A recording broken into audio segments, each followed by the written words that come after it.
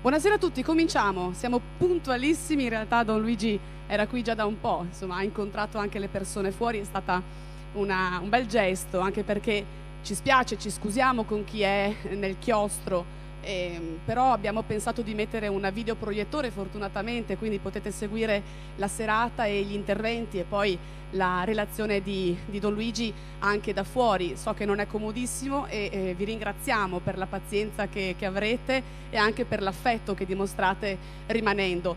250 posti questi possiamo occupare qui dentro, la questura è stata molto ferrea, non possiamo far entrare più persone, un po' per il luogo che ci ospita, un po' per questioni proprio di sicurezza, quindi grazie, so che ci state vedendo lì fuori e insomma ci fa piacere che rimaniate, che restiate in nostra compagnia. Poi alla fine Don Luigi uscirà di nuovo, quindi ci sarà modo di risalutarlo. Benvenuto anzitutto a Don Luigi Ciotti, grazie davvero, l'applauso e l'abbraccio di Treviso c'è già stato, c'è ancora. Grazie perché hai fatto un lungo viaggio e ci fa davvero piacere che tu sia qui stasera con noi, che tu abbia accettato di aprire, di inaugurare quest'anteprima di Fiera Quattro Passi e quindi questo percorso che ci porterà all'11ª edizione della Fiera del Commercio Equo e Solidale, delle buone pratiche, del volontariato e della cooperazione, che si terrà il 21, il 22 e il 28 e 29 maggio prossimi al Parco di Sant'Artemio. E questa sera è una serata un po' di apertura per riflettere su quello che è il tema di quest'anno. Io ringrazio appunto chi è fuori, ringrazio anche e saluto chi ci sta seguendo in streaming dal sito quattropassi.org. Abbiamo pensato di dare anche questa possibilità perché sapevamo che tante persone non potevano essere qui presenti e quindi possono seguirci in diretta streaming e grazie anche per quelli che ci stanno seguendo appunto da casa. Passiamo ai saluti un po' istituzionali. Anzitutto saluto l'onorevole Rubinato che vedo seduta qui davanti. La saluto perché sapete che poche settimane fa è stata licenziata dal Parlamento la legge sul commercio equo e solidale, quindi è stato fatto un grande passo in avanti anche per formalizzare quello che è il valore e l'apporto del commercio equo nel nostro paese, e proprio all'interno della fiera ci sarà un momento, si chiama La legge è servita, e sarà domenica 28 a mezzogiorno, dove presenteremo con l'onorevole Rubinato ma anche con l'onorevole Scuvera, che è stata relatrice alla Camera, e l'onorevole Ettore Rosato, che è il capogruppo di maggioranza alla Camera dei Deputati, presenteremo questa legge, quindi siete invitati anche in quel momento istituzionale. Io chiamerei subito l'assessore Alessandra Gazzola a fare un saluto di casa, perché sapete che Fiera Quattro Passi è patrocinata quest'anno dal Ministero dell'Ambiente, dalla provincia di Treviso e dal comune di Treviso, che tra l'altro ci ospita stasera in questa splendida cornice che tiene 250 posti, non uno di più, però lo sapevamo, ci siamo attrezzati per questo. Assessore Gazzola, grazie anzitutto al comune per essere a fianco a Fiera Quattro Passi, e a lei un po' il saluto di casa. Beh, intanto grazie a tutti voi, vedo un sacco di volti amici, quindi mi fa molto piacere essere qua e soprattutto mi fa molto piacere avere l'onore di ascoltare l'ospite d'onore. Vabbè, ci daremo da fare per ampliare la sala per l'anno prossimo, perché sicuramente ci farebbe piacere, insomma, che anche le tante persone che sono fuori possano entrare il prossimo anno. Io sono qui questa sera per ascoltare, quindi non vi faccio perdere tempo con i saluti istituzionali, però vi saluto da parte del sindaco, che questa sera non può essere qui perché è ad Asti, quindi per un impegno istituzionale, che però mi aveva chiesto di portare, che penso conosciate tutti, quindi, però mi aveva pregato di portargli i suoi saluti. Buonasera e buon ascolto a tutti. Grazie. Grazie Assessore. Fiera Quattro Passi quest'anno ha un titolo che è molto significativo e sul quale giocano due declinazioni diverse: il mondo si fa piatto, e questa sera cercheremo di capire in che modo si fa piatto e nelle due modalità che gli organizzatori hanno scelto quest'anno di voler appunto affrontare. Oltre ai patrocini ci sono i co-organizzatori, comunque i forti sostenitori della fiera, che sono Contarina, Novamont e Cesare Pozzo, che insieme alla cooperativa Pace e Sviluppo e poi a molti altri sostenitori che ringraziamo organizzano da 11 anni questa fiera. Si parla di 70.000 visitatori dello scorso anno e oltre 300 volontari, 180 gli espositori che saranno in fiera nei prossimi 4 giorni, nei prossimi 2 weekend, e quindi è una fiera che ormai è diventata un punto di riferimento proprio a livello nazionale, ma non solo, per le tematiche che affronta. Chiamerei quindi Roberto Materazzo, che è il presidente della cooperativa Pace e Sviluppo, per raccontarci un po' questo titolo, Il mondo si fa piatto, nelle 2 declinazioni che sono state scelte. Beh, buonasera a tutti. Io inizierei intanto da un compleanno particolare, perché oggi è la giornata mondiale del commercio ecosolidale, quindi festeggiamo assieme a Don Luigi e ai relatori anche la giornata mondiale del commercio eco, e quindi anche, festeggiamo l'anteprima di 4 passi con questo compleanno particolare. Prima di andare sul tema, 2 secondi su cosa è Fiera 4 Passi, perché magari qualcuno la conosce e qualcuno meno.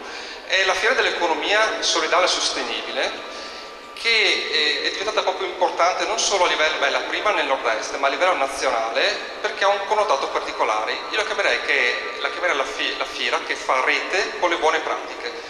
Chi viene in fiera, l'anno scorso 70.000 visitatori, e quest'anno 180 espositori, quando visita questi espositori porta a casa qualcosa di concreto che può veramente vivere poi nel resto dei giorni dell'anno in attesa della nuova fiera, no?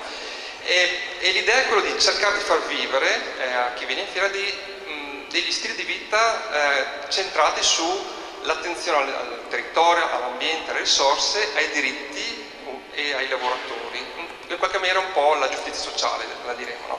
E da qui si collega il tema. Il tema è Il mondo si fa piatto, voi trovate anche dei volantini poi in cui viene anche spiegato, ma ha 2 declinazioni su cui vorrei poi concentrarmi e su cui poi i nostri relatori entreranno. Il primo tema si fa piatto inteso come cibo, e quindi l'idea è di fare proprio un percorso all'interno della fiera di conoscenza del cibo, dei gusti, dei sapori, delle tradizioni che stanno appunto alla base di ciò che mangiamo. E quindi tra l'altro a un anno dall'inizio dell'Expo vorremmo dare la nostra lettura sul cibo, ed ecco perché gli espositori saranno molto centrati sull'agricoltura biologica, sul chilometro zero, sull'agricoltura sostenibile, sul commercio equo, e quindi anche prodotti che vengono dal commercio equo, e anche il solidale italiano. Chi non lo conosce, il solidale italiano è l'accezione del commercio equo del nord del mondo, quindi anche di produttori svantaggiati che sono qui in Italia. E perché questo percorso di gustazione, di conoscenza e approfondimento? Perché crediamo che il cibo sia un tema importantissimo. Il cibo è anche spreco in alcuni casi, ma il cibo è anche volti, persone, umanità, legalità, e quindi credo che sia importante all'interno della fiera portare questo tema. Il secondo tema, Il mondo si fa piatto, in termini di confini geografici, e questo è un tema anche molto attuale, è quello di dire non ci sono confini geografici. Oggi si parla molto di migrazione, si parla molto di barriere, di muri. Anni fa si parlava di nord, sud del mondo, si parlava di economie in via di sviluppo piuttosto che economie sviluppate. Ecco, queste categorie stanno un po' sparendo, appunto, e altri temi sono quelli all'ordine del giorno. L'idea che vogliamo portare in fiera è di cominciare a parlare di altri temi: scambio, accoglienza, convivialità, perché l'idea originaria del commercio ecosolidale. Il commercio ecosolidale quando nasce, e questo è un accenno che vorrei fare, poi chiudo, quando nasce il commercio ecosolidale non nasce con lo spirito di dire faccio una beneficenza, una carità verso qualcuno di svantaggiato, ma nasce con l'idea di creare un'economia diversa, che economia dico pago un prezzo equo a un produttore che è svantaggiato, e tramite questo prezzo equo che pago in qualche maniera lo faccio crescere. Crescere vuol dire sia economicamente sia in campo educativo, sanitario, in qualche maniera quindi sviluppo in loco, nel territorio locale, l'economia. E con quest'ottica qua del commercio ecosolidale, se fosse stata portata avanti nell'economia, non ci fosse la speculazione e ciò che poi conosciamo tutto nei giornali, probabilmente oggi non si parlerebbe più di immigrazione, ma si parlerebbe di scambio, di convivialità. Ecco, questo è un tema a noi caro, e che è l'altra accezione del mondo si fa piatto, quello geografico e anche politico, e quindi un po' questo vorremmo far vivere nei 2 weekend del 21-22 al 28-29 qui al Parco San Terme a Treviso, e credo che i relatori che abbiamo qui al tavolo siano proprio le persone giuste che ci possono far entrare nel tema della fiera. Grazie. Grazie Roberto Materazzo, presidente di Cooperativa Pace e Sviluppo, che vuol dire tante altre persone persone, Alessandro Franceschini che è un po' l'uomo factotum della fiera, ma e tutti gli altri collaboratori e volontari, sono davvero tanti che lavorano molto tempo perché questa fiera poi abbia un buon esito, 180 espositori e 100 eventi, quindi sono 4 giorni molto densi, trovate tutto il programma sia qui che sul sito, quindi potete poi visitarlo con calma. Il video che state vedendo, volevo solo spiegarvi cosa state guardando, non so se si sente anche l'audio, ma era una musica, quindi in realtà si può tranquillamente vedere così, fa parte di una delle collaborazioni, delle reti che Fiera Quattro Passi quest'anno ha creato, forse è una novità un po' anche con il territorio, proprio per aprirsi anche a quello che succede poi in provincia e perché tutto diventi una grande rete culturale e di sensibilizzazione. E quindi collabora per esempio con i 4 festival, Carta Carbone Festival, Treviso Comic Book Festival, il Festival Pensare il Presente, il Festival Filosofico e il Sole Luna Film Doc Festival. Questi 4 film all'interno di 4 giorni di fiera interagiranno con alcune iniziative, alcuni eventi. Poi ci sono ben 7 realtà del commercio equo e solidale italiane che saranno presenti in fiera, oltre all'altro mercato che è anche il promotore, e poi c'è la bella collaborazione con 2 istituti scolastici. Uno è l'Alberini, quindi l'alberghiero, che ha realizzato degli aperitivi proprio per la fiera che poi verranno distribuiti, e uno è lo Scarpa Mattei di Fossalta di Piave, che ha una specializzazione in videografica, e i ragazzi di seconda e quarta superiore hanno realizzato tante in realtà animazioni. Abbiamo scelto questa che racconta proprio un po' che cos'è Fiera Quattro Passi, la presenta e poi verranno utilizzate anche durante gli eventi in fiera. Ci sembrava giusto insomma anche citarli e ringraziarli perché sono stati molto bravi, in realtà alcuni di loro non conoscevano questa realtà e si sono avvicinati proprio creando questi video. Bene, Don Luigi, prima di ascoltarti in realtà tutte queste persone che sono qui e che sono fuori e che salutiamo ancora e ringraziamo per la pazienza, sono qui per ascoltare te, però noi prima di ascoltare te volevamo condividere con te tre storie trevigiane e non solo, per raccontarti un po' questo territorio, per raccontarci un po' questo territorio, che cosa sta facendo anche sul tema che Fiera Quattro Passi affronta quest'anno, che è quello appunto della consapevolezza del cibo e dei prodotti che portiamo sulle nostre tavole, ma che è anche quello della consapevolezza di un mondo che sta cambiando e dei confini che si stanno abbattendo proprio perché le migrazioni di questi almeno ultimi 20 anni e dei prossimi 10 cambieranno il volto di questo nostro mondo. E allora cominciamo subito con Franco De Vincensis, che è il referente del presidio di Treviso di Libera, e citiamo e ringraziamo Libera. Fuori trovate anche un banchetto con alcuni materiali informativi, alcuni gadget. Franco ci racconta come Libera sta lavorando su questo territorio. Don Gigi è fondatore del gruppo Avele e di Libera, e che poi si è ramificata nei nostri territori, nelle nostre province, cercando di portare avanti i valori ma anche le battaglie, tra virgolette, che insieme si cerca di condurre. Quindi Franco, ti chiederei di raccontarci come Libera si sta muovendo a Treviso. Grazie veramente di cuore, grazie Luigi per essere qua. Un momento importante questo che prosegue la tua presenza a Castelfranco il 30 aprile in ricordo di Pio La Torre, a cui si deve, come sappiamo tutti, la prima legge per il riutilizzo sociale dei beni confiscati. Grazie perché la tua presenza è un segno, un simbolo importante di che cosa significa oggi cercare la giustizia e la giustizia sociale attraverso la legalità, attraverso l'uso giusto della legalità e della legge. Grazie perché la tua presenza è uno stimolo costante per noi di Libera, per noi che abbiamo una storia piccola, recente qui a Treviso. Siamo nati nel 2009, non nella città di Treviso ma in provincia, e già questo forse è un segnale importante di come si ramifica Libera nei posti anche più remoti, nelle zone anche più di provincia. Nella provincia di Treviso è nato un primo nucleo all'interno delle scuole. Io sono anche un uomo di scuola e con tanti docenti ma anche tanti studenti abbiamo iniziato una prima esperienza tra Onigo, Pederobba, Valdobbiadene, Montebelluna. Ricordo il primo incontro con Don Marcello Cozzi, già vicepresidente nazionale di Libera a Montebelluna, era l'ottobre del 2009. nessuno conosceva Libera, o pochissimi qui nella provincia di Treviso.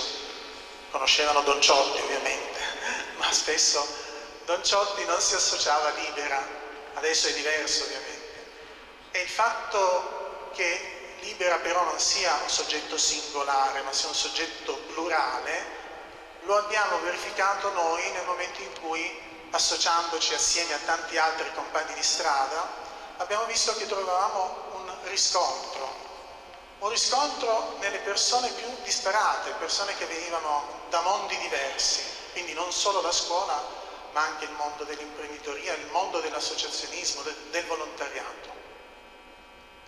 Lasciatemi dire una parola di ringraziamento, prima di dirvi alcune cosette che abbiamo realizzato qui a Treviso, ad Andrea D'Apporto, che ha guidato il coordinamento di Treviso in questi ultimi anni, un po' difficili per me. Lo ringrazio veramente di cuore, perché è stato vicino a Libera, è stato membro della nostra famiglia, e a tutti gli altri componenti del coordinamento provinciale, anche per la vicinanza umana, e in particolare a Gianni e Grazia del presidio di Pieve di Soligo, che proprio recentemente sono stati nuovamente aggrediti, nel senso simbolico, ma non solo simbolico, da certi facinorosi che girano da queste parti e pensano di essere anche un'associazione culturale, Fronte Veneto Skinheads, che sono andati a mettere nuovamente davanti alla sede del presidio Peppino Impastato, a Pieve di Soligo, delle sagome, e comunque con un segno evidente che il razzismo e il fascismo in questa nostra Italia ancora non sono scomparsi. E ci sono forme di fascismo che si radicano anche qui in queste zone nel momento in cui si tirano su barriere, si vuole impedire a persone che vengono da altri mondi, a persone che vengono da altre latitudini, di entrare in contatto, di entrare in società, di poter essere utili alla società. E parliamo dei migranti. Ecco, dopo di me ci sarà una testimonianza straordinaria di Antonio Silvio Calò, che ho conosciuto anche per la comune passione nella filosofia, e che vi dirà attraverso la sua persona che cosa significa, che cosa ha significato per lui, ma cosa significa anche per noi vivere un'esperienza straordinaria come quella della contaminazione tra popoli diversi, perché è lì che tra l'altro si radica anche l'attività di Libera, che Libera è diventata anche protagonista di una campagna miseria ladra di lotta alle povertà, e le persone più povere oggi anche in questa zona, guarda caso, sono i migranti, sono coloro che non riescono ad entrare nel nostro mondo perché trovano le porte sbarrate. E perché dovremmo aprire le porte, no? Perché dovremmo avere degli stranieri a casa nostra? Anche quest'altro discorso, come se la casa, come se il territorio, come se questa città fosse solo dei trevigiani o fosse solo di chi è nato nel centro storico di Treviso, no? Ecco, questa idea Libera non la condivide. Il territorio è di tutti, la terra è di tutti e va abitata da tutti, qualsiasi sia il colore della pelle. E questo Luigi ce lo insegna da anni e ce lo ricorderà, credo, anche questa sera. Io potrei dire tante attività fatte, ma non voglio fare l'elenco di quello che ha fatto Libera dal 2009 a oggi, non sarebbe il caso. Voglio ricordare solo qualche episodio, al di là della nascita dei vari presidi, tra cui quello di Montebelluna, quello di Pieve di Soligo che ho già citato, quello di Treviso città, che tra l'altro ha la sua sede in una libreria, e anche questo è un simbolo molto bello di come Libera è anche cultura, e quindi la cultura che passa attraverso i libri. Fuori c'è il banchetto di Libera con i libri anche di Luigi, ma è un banchetto che è un presidio, no? Evidente di visibilità di un'associazione come Libera. Ecco, dicevo, al di là della nascita di questi presidi ci sono stati degli avvenimenti nel territorio trevigiano che forse sono passati un po', ecco, sotto traccia, sono stati un po' rimossi, e negli anni, come sapete, anche in questa zona sono stati arrestati personaggi affiliati all''ndrangheta. Pensiamo a un killer dell''ndrangheta, del Cosentino, un certo Crivelli, arrestato nel supermercato di Preganziole, si trovava qui in provincia di Treviso, o l'anno precedente uno del clan Laudani, Cosa Nostra, che è stato arrestato a Mogliano Veneto mentre faceva jogging, oppure qualche anno dopo un trafficante di droga, Vincenzo Soraci, che si trovava a Ponzano Veneto, arrestato ed era il terminale del traffico di droga tra Milano e il Veneto, Ponzano, 2 passi da Treviso. E di recente una cosa che interessa al commercio ecosolidale, un'azienda di servizi nell'ambito della ristorazione, la Rabbit Services, nel 2014 a Motta di Livenza, no? Il titolare si è scoperto che era affiliato, un certo Michelangelo Garruzzo, era affiliato all''ndrangheta a Motta di Livenza. E il fatto che fosse titolare di un'agenzia di servizi nella ristorazione dà una certa idea di come anche in quell'ambito, nell'ambito della distribuzione del cibo, ovviamente ci sono infiltrazioni criminali. Il rapporto agromafie, il 4º rapporto agromafie che è uscito l'anno scorso, dà un'indicazione molto chiara anche sulle province venete. Ad esempio ci sono 2 province che superano il 15% come indice di organizzazione criminale, Rovigo al 21,3% e Venezia al 15,7%. Certo non è il 100% di Ragusa, e quando ho letto che Ragusa è al primo posto mi sono chiesto, ma quando vado al supermercato a comprare i pomodorini che vengono da Vittorio, in provincia di Ragusa, se il 100% è lo IOC, l'indice di organizzazione criminale, chissà, forse do anch'io un contributo alle mafie, do anch'io un contributo a Cosa Nostra, chissà, non lo so, non lo posso dire, però la domanda me la sono posta. Quindi anche l'acquisto responsabile, no, diventa decisivo nel momento in cui noi cerchiamo di lottare per la giustizia e la giustizia sociale.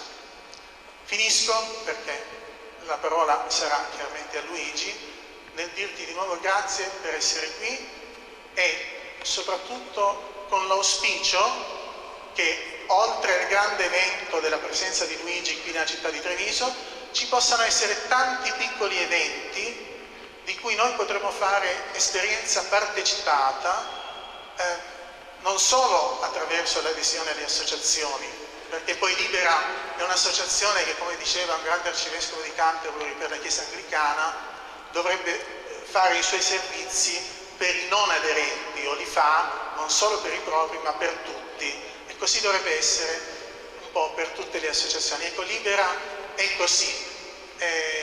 Speriamo tanto che l'attività di ciascuno di noi si possa concretizzare in piccoli gesti da svolgere quotidianamente all'interno del nostro territorio. Grazie mille. Grazie Franco De Vincentis, referente di Libera Treviso. Scusatemi, io ho anche questo compito di riportarvi ai tempi, altrimenti anche per gli amici che sono fuori, insomma, che stanno aspettando poi il cuore della serata, ma non siete meno importanti, assolutamente. Fuori c'è del materiale di Libera nel banchetto, quindi potete approfondire. Ci saranno molti momenti anche durante la fiera in cui dibatteremo queste tematiche, quindi vi invito poi a consultare il programma e naturalmente a partecipare ai vari eventi. La seconda storia, Don Luigi, che vogliamo raccontarti, ce la racconta Marco Scolese, che è un educatore. Per molti anni ha lavorato con i giovani, le politiche giovanili, le politiche sociali. Da un po' di tempo è tornato alla terra, diciamo così, adesso ce lo racconterà un po' lui, ed è un operatore dell'azienda agricola Topinambur di Treviso, e lui ci racconterà che cosa significa coltivare la terra anche con uno spirito sociale, terapeutico, riabilitativo, di reinserimento, se vogliamo, non solo coltivare la terra con il rispetto per la terra e con la sussistenza che l'uomo ne ricava dai prodotti che può trarne, ma anche vivere l'agricoltura appunto come uno strumento sociale. Mi permetto, Marco, solo di dire un po' che sei siciliano e che ormai sei adottato a Treviso, ma che sei arrivato in continente anche tu, diciamola così, e ormai da tanti anni in realtà. E poi avete scelto questo nome per questa azienda agricola, Topinambur, che era uno dei fiori preferiti di uno dei poeti molto amati, Don Gigi, del nostro territorio, Andrea Zanzotto. E Andrea Zanzotto un giorno, pochi giorni prima di morire, di mancare, disse: devo lasciare un biglietto a mio nipote, è una richiesta di perdono per non avergli lasciato un mondo migliore di quello che è. Io credo che nel nostro piccolo, anche con queste iniziative, con questi percorsi, un passettino e un piccolo contributo per un mondo migliore stiamo cercando di darlo in maniera molto modesta. Marco Scolese. Grazie. Grazie anche agli organizzatori che hanno pensato a noi, alla nostra piccola realtà, per raccontare questa storia qui stasera. Io vi racconterò chi è Topinambur, chi siamo, quelli di Topinambur, cosa facciamo. Però in premessa voglio subito dire che non siamo né gli unici né i migliori nel genere, ok? L'agricoltura e l'agricoltura sociale è fatta da tanti soggetti, da tante piccole e medie realtà che costituiscono una rete, un tessuto diffusissimo anche nella provincia di Treviso e sempre più in crescita. Io in qualche maniera questa sera, raccontando questa storia, proverò a raccontare dal mio punto di vista una parte di questo grande movimento che è l'agricoltura appunto sociale, che tanto sta dando in tutta Italia come contributo appunto sia all'agricoltura, quella di tipo biologica, quella di qualità, sia appunto al sociale, con percorsi, come diceva Elena, di inserimento riabilitativi, professionalizzanti, di crescita personale, di accoglienza di fragilità.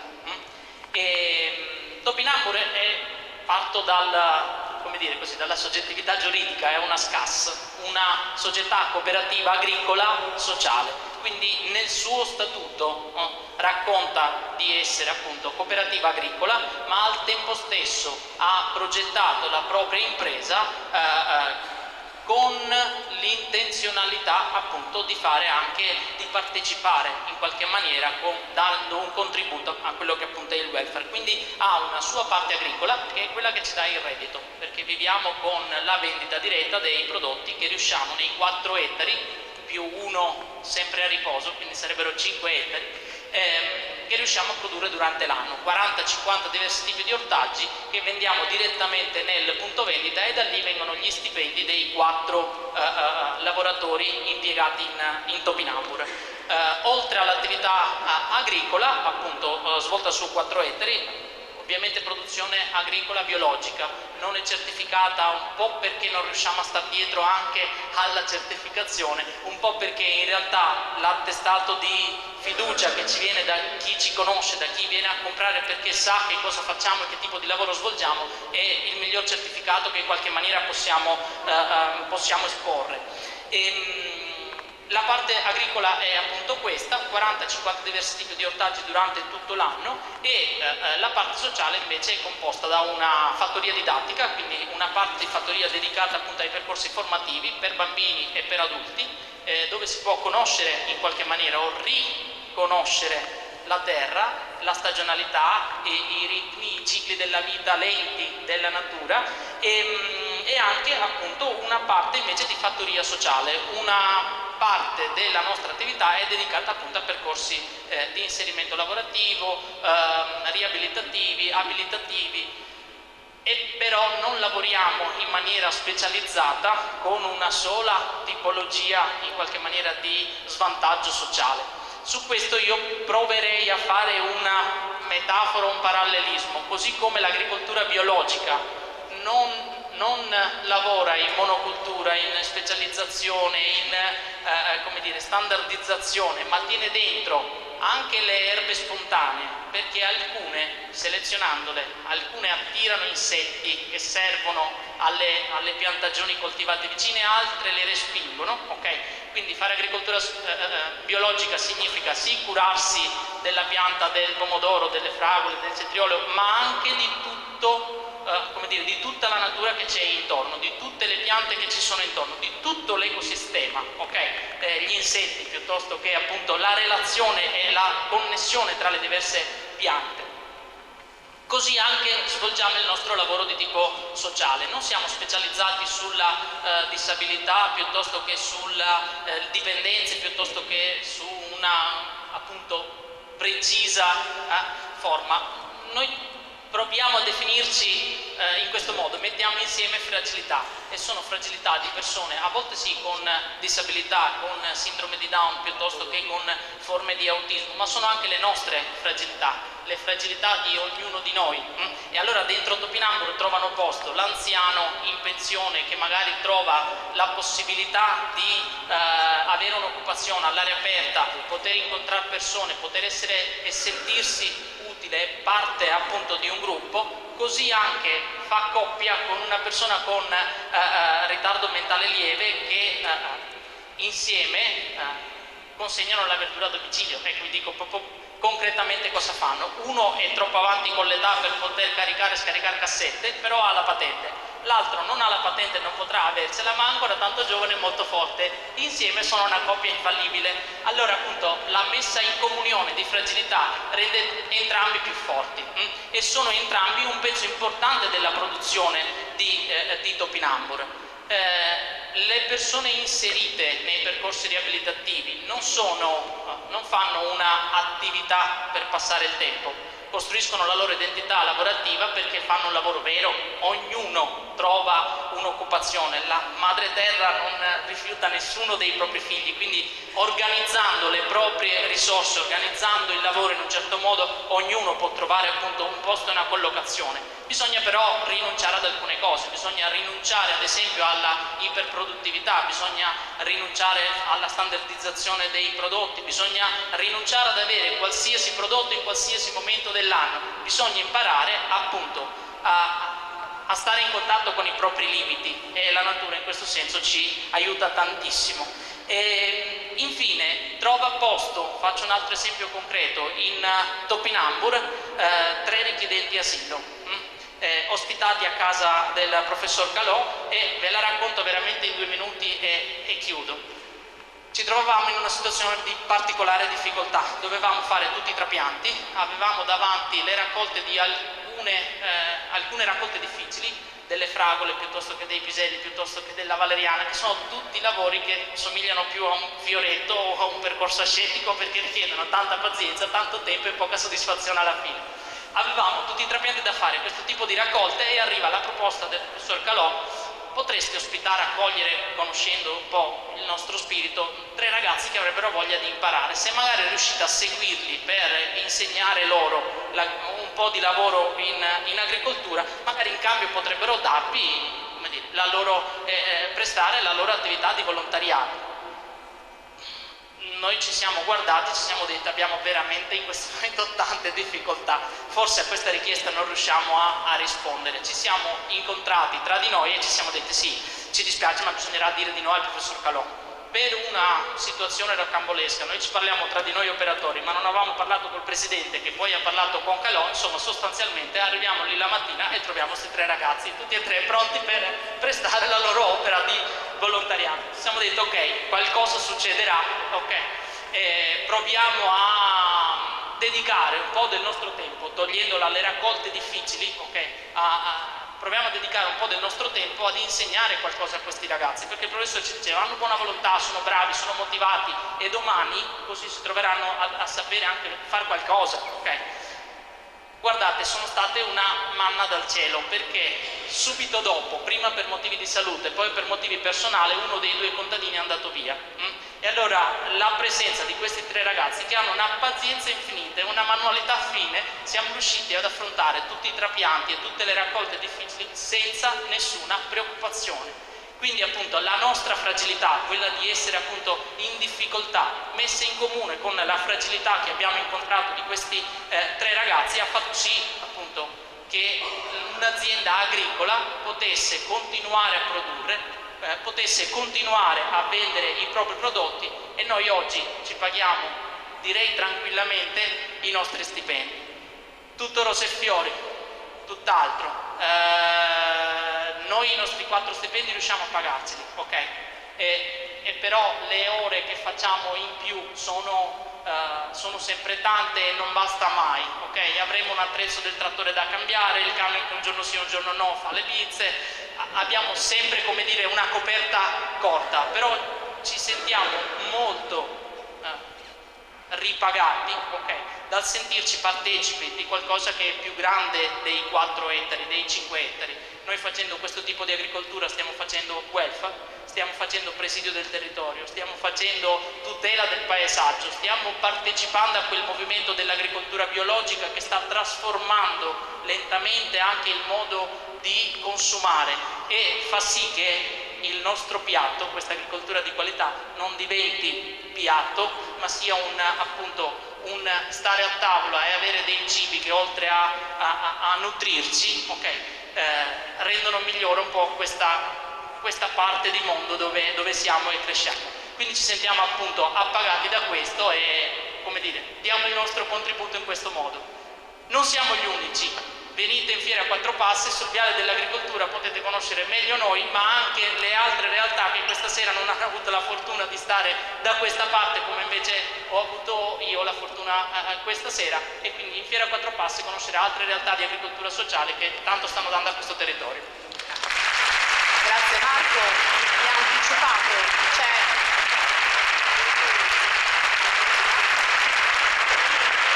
fate bene, grazie anche per la passione con la quale ci racconti queste cose ogni volta. Cioè, al Viale dell'Agricoltura ci sono altre aziende agricole, vi invitiamo a visitarle. Se andate a Topinambur è proprio lui che poi vi serve in bottega insieme a Mariangela, quindi lo ritroverete, potete continuare a scambiare 4 chiacchiere, perché questa sera hanno 7 minuti e io sono abbastanza feria, state già un po' sforando, ma va bene così. La terza storia, Don Luigi, che vogliamo raccontarti l'ha citato Franco De Vincenzi, l'ha citato Marco nel suo intervento, perché 3 di questi 6 ragazzi sono passati anche a Topinambur, ed è proprio la storia del professor Antonio Calò, che ormai è conosciuto a livello nazionale, perché poi un anno fa questo suo modello, suo, della moglie Nicoletta, che è qui, della sua famiglia, dei suoi figli, è davvero passato come il modello che doveva essere quello giusto di accoglienza diffusa, che però purtroppo non decolla, non parte. 6 ragazzi dal Ghana, se non sbaglio, professore, dal Niger e dal Gambia. Dal Gambia, dalla Guinea-Bissau, dalla Costa d'Avorio. Ecco, benissimo. 6 ragazzi per i quali lui ogni giorno, e Nicoletta e gli amici che hanno intorno, hanno un po' la preoccupazione del futuro che avranno, di che cosa succederà loro. Ad alcuni è già stato respinto la concessione della richiesta di asilo, e quindi che cosa succede? Si fa ricorso, e poi che cosa succede? È un modello davvero importante, quello dell'accoglienza diffusa, e forse dovrebbe essere la carta da giocare per vincere questa sfida, che è quella dell'accoglienza di questi popoli che stanno arrivando in maniera davvero importante, quelli che arrivano, quelli che non si fermano o che non si fermano in fondo al mare, purtroppo. E quindi ti chiediamo davvero di raccontarci questi 11 mesi, perché ormai sono 11 mesi, quasi un anno, e come sta andando, e quale è anche la tua prospettiva. Allora, intanto ringrazio veramente coloro che mi hanno così voluto qua con insistenza, proprio grazie cuore a tutta l'associazione, perché secondo me è anche l'occasione per stare vicino a altre persone che stanno vivendo delle esperienze. Lasciamo perdere quello che sta facendo da tantissimi anni Don Luigi. Io ho appena iniziato, io e la mia famiglia, e volevo infatti dire un grazie speciale a mia moglie che è qui davanti, veramente speciale.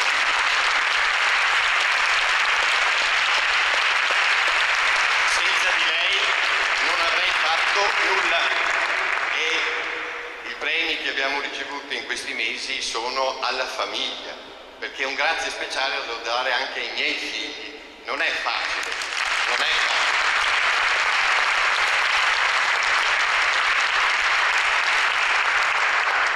Ma voi non avete idea cosa vuol dire il bene crea bene. Oggi non sono qua per parlare di cose negative. Oggi voglio parlare a voi di una cosa bella. Non dobbiamo vergognarci di raccontare cose belle. C'è anche il bene, non c'è solo il male. Bisogna avere il coraggio di dircelo, sapete. Secondo me c'è un grave rischio farci prendere dall'angoscia, dalle paure, dai timori. Io ho invitato tutti, politici di vario livello, tutti quanti, indipendentemente dal colore. Venite e vedete. Quando abbiamo scelto, la cosa è nata in maniera particolare, voglio sottolineare.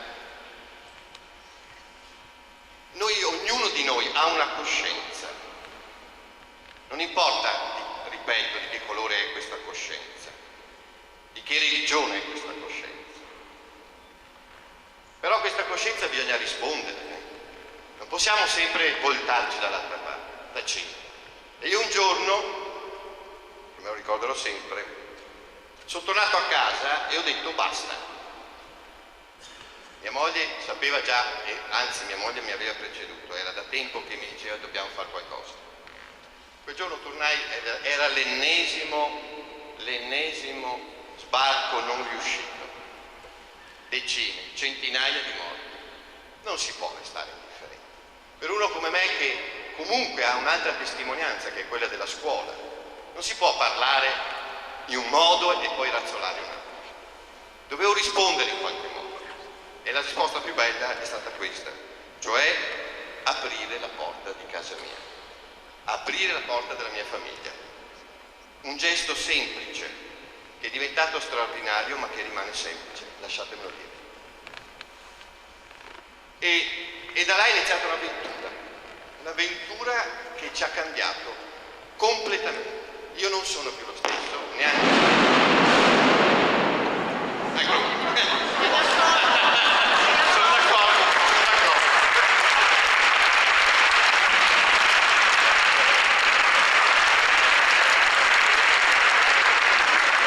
Non siamo più gli stessi perché abbiamo incontrato l'altro. E incontrare l'altro c'è un termine fondamentale che è la diversità. Io continuo a dire sempre, la ricchezza del mondo è nella diversità. Guai se fossimo tutti uguali. Questa ricchezza, questa diversità è l'apertura all'altro. Dialogos, cioè il dialogo, il rapporto tra due è fondamentale.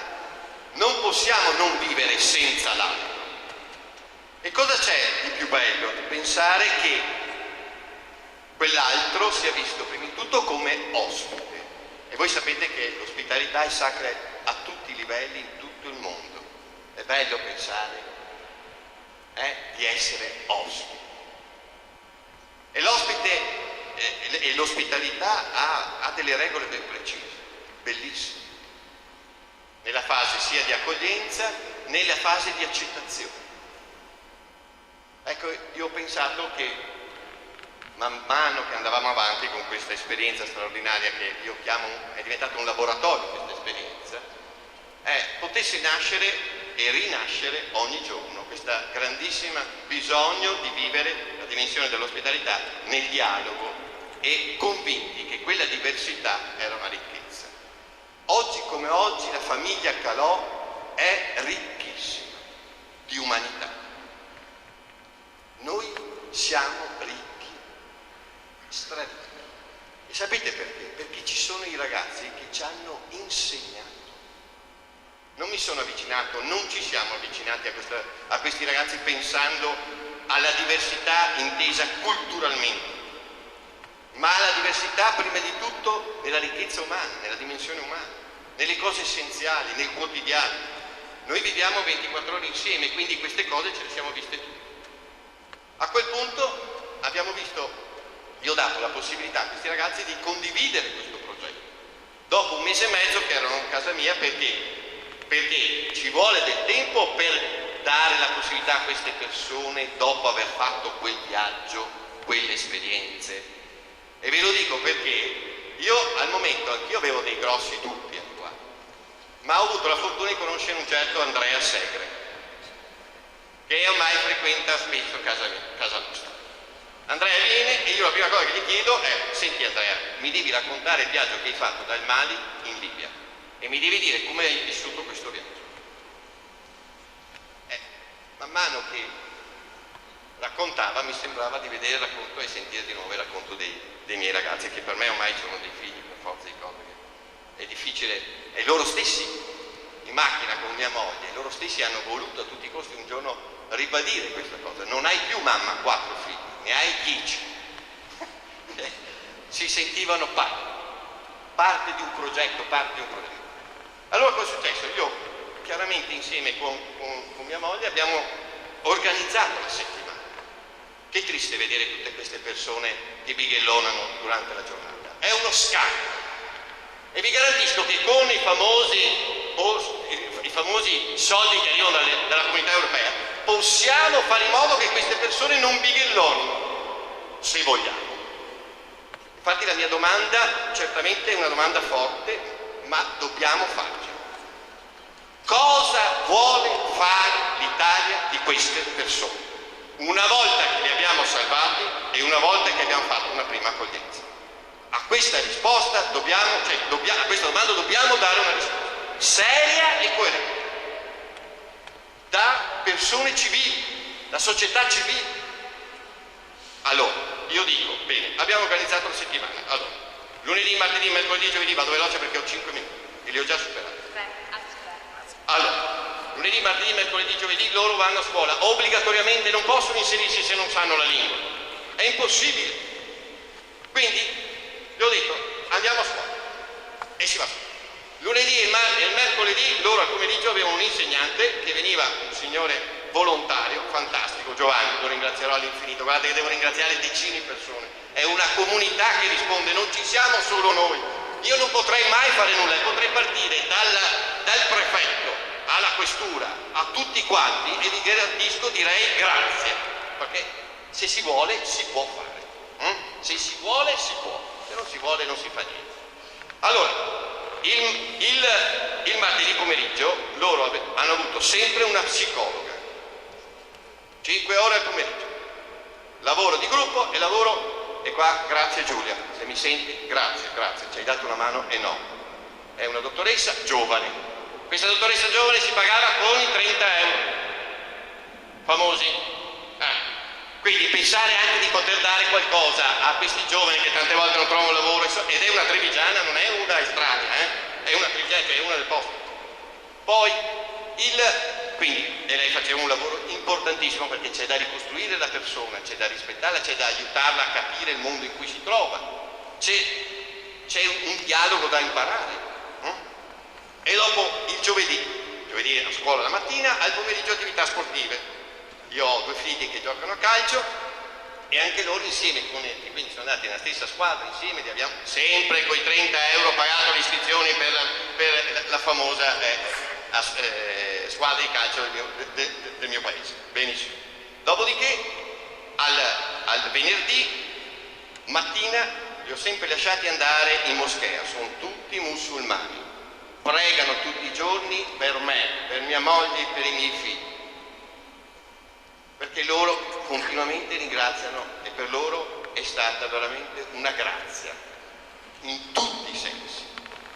Quindi anche questo incontro tra le religioni, mangiano sotto un crocifisso, affrontiamo ogni giorno questioni dedicate, anche sul piano, adesso che sanno poi l'italiano a maggior ragione, eppure vi garantisco, io non mi sento diverso nel senso negativo, ma mi sento diverso come ricchezza, come dicevo prima. Poi dopo cosa facciamo? Il venerdì pomeriggio e il sabato loro erano a disposizione per dare una mano a persone che avevano bisogno, sia in casa, tenete presente che in casa hanno i turni. Allora, i turni cosa vuol dire? Cucina e cena. Noi è da 11 mesi che mangiamo africano ogni sera. Addio fegato, ma insomma non importa. Allora, scusate. Poi, ma vi garantisco, fanno bene da mangiare, sono degli ottimi. Dopo c'è tutta la lavanderia da gestire, che non è uno scherzo, e poi c'è il giardino, a turno tutti quanti, tutti insieme, i figli miei, loro, noi, ci diamo una mano.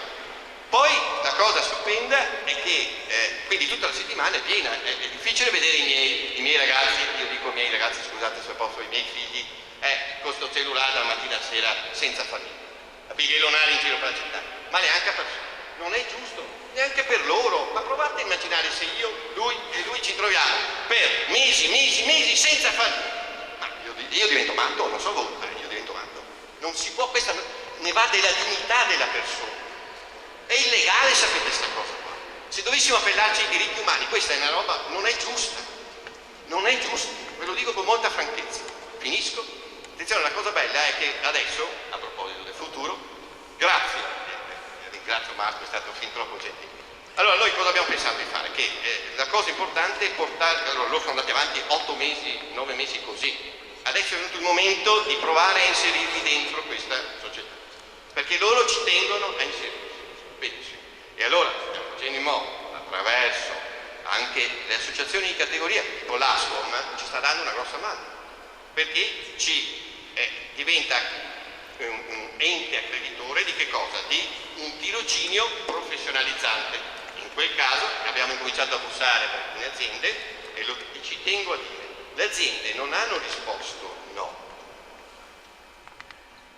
E sapete per quale motivo? Perché intanto c'è una garanzia e la garanzia siamo noi. Io in questi mesi, noi li abbiamo educati, c'è poco da fare. Sono persone, come diceva Marco, sono persone serie, splendide, hanno voglia di fare come i nostri figli. E li abbiamo trattati così. E così, prendendoli per mano, queste persone ci sono anche le mele marce, ma certamente non sono il primo a dirlo che ci sono, li ho incontrati anch'io delle mele marce, come in tutto il mondo. Ma presi così, sono fantastici. Sì. E dopo, chiudo.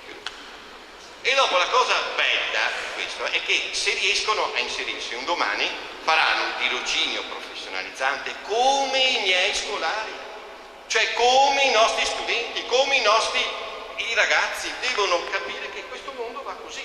E qual è la cosa più bella? Non si devono pagare, perché il volontariato, nel senso che la paga più bella è imparare una professione. A quel punto poi entreranno nel mondo del lavoro se ci sarà la possibilità reale. Attenzione che ci sono ambiti e settori del lavoro dove gli italiani non ci vanno, siamoci sinceri. E quindi c'è spazio per poterli inserire. Non è vero che non si possa inserire, mi dispiace, io sono molto franco su questo, non devo prenderci in giro. Finisco dicendo una cosa, poi chiaramente 3 dei miei ragazzi sono sposati e hanno anche dei bambini. Il mio sogno è poter ricongiungere questa famiglia, perché ne ha il diritto, è il diritto umano. Grazie.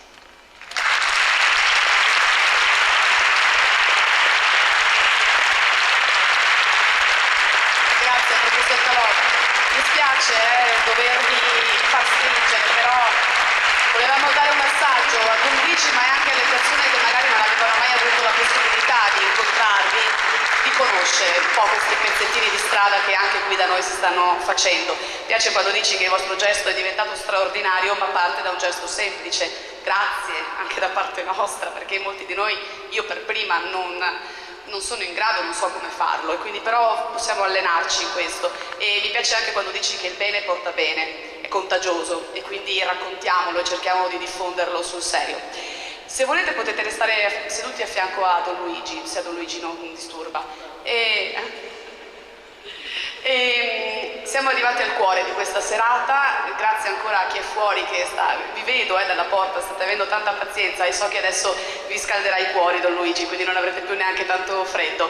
Quando gli abbiamo chiesto di venire qui questa sera gli abbiamo spiegato un po' il tema di questa edizione della Fiera Quattro Passi, quindi il mondo si fa piatto, che cosa arriva sui nostri piatti, sulle nostre tavole, ma anche questo mondo che geopoliticamente si sta appiattendo perché i confini si stanno annullando. E mandandoci 2 righe di riflessione un paio di giorni fa per la conferenza stampa con i giornalisti, Don Luigi ci ha detto: guardate, oggi alla tavola del mondo manca la diversità, che è il sale della terra, e noi dobbiamo davvero chiederci perché alcune tavole sono così imbandite e altre sono così spoglie, sono così vuote, e quindi magari proviamo a interrogarci su questo.